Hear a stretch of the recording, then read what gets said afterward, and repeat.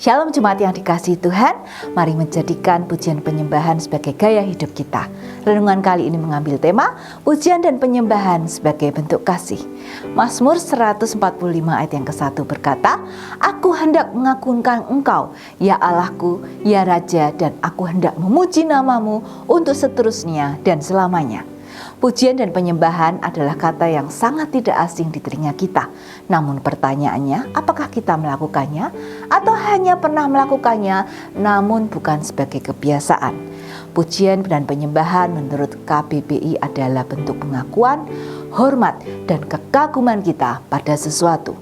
Daud adalah tokoh Alkitab yang mengingatkan kita akan pujian dan penyembahan kepada Tuhan. Kira-kira hal apakah yang sering membuat Daud sering memuji dan menyembah Tuhan?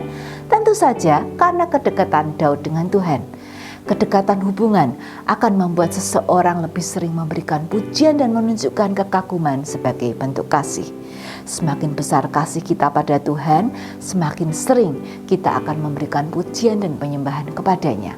Melalui pujian dan penyembahan, kita juga dapat melihat kuasa Tuhan bekerja, yaitu pada saat Daud memainkan kecapi, lalu roh jahat yang menguasai Saul pergi.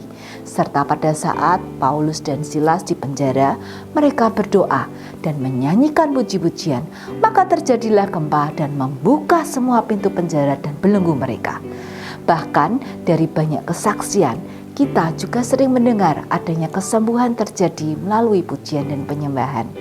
Mujizat yang terjadi ini merupakan bentuk kasih Tuhan yang diberikan kepada kita. Melalui Paskah atau kematian Tuhan Yesus di kayu salib, kita harus lebih bersyukur dan mengasihi Tuhan dengan memberikan pujian dan penyembahan kita kepadanya.